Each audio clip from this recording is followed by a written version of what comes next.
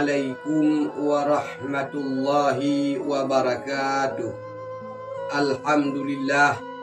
Alhamdulillah nahmaduhu wa nusalli wa nusallimu ala rasulihil karim wa ala alihi wa ashabihi ajma'in, amma ba'du.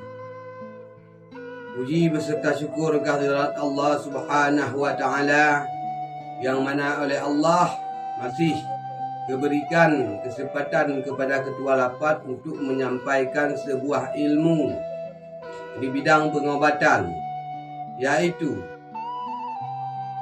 Ketua Lapat. Di kali ini Ketua Lapat akan membagikan sebuah ilmu mengenai obat batu isap. Jadi barang siapapun, baik itu di Indonesia maupun di negara lain, di tempat lain, jadi barang siapapun yang mengalami, baik itu anak kecil, dewasa ataupun orang tua, laki-laki ataupun perempuan, yang mengalami, yang menderita penyakit batu isap, Ketua Lapat akan membagikan sebuah obat yang sangat ampuh dan sangat mujarab. Sudah banyak yang sudah meminumnya. Jadi memakannya. Jadi di video kali ini simak baik-baik. Nanti jangan salah mengambil obatnya, jangan salah cara membuatnya. Jadi dengar baik-baik, langsung aja.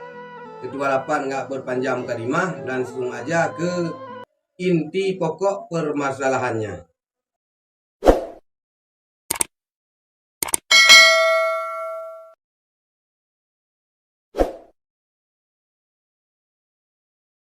Jadi sebagaimana yang Ketua katakan tadi,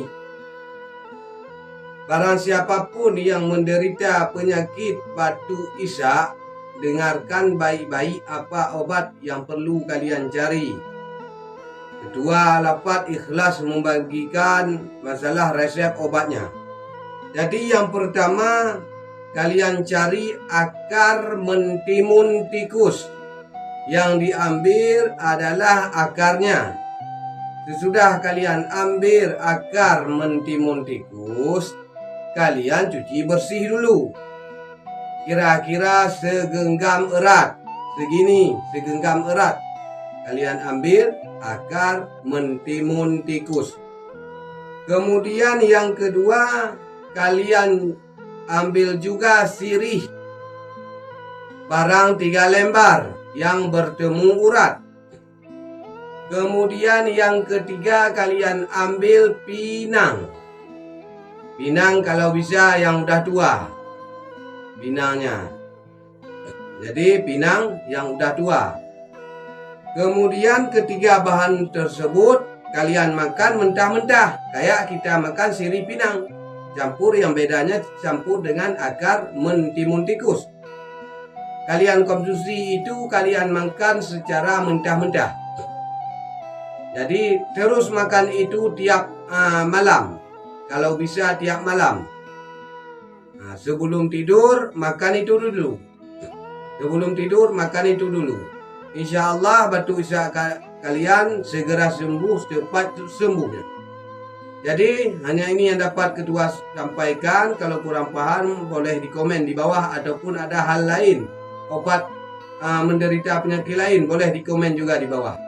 Akhirul kalam, wabillahi taufiq wa hidayah. Assalamualaikum warahmatullahi wabarakatuh.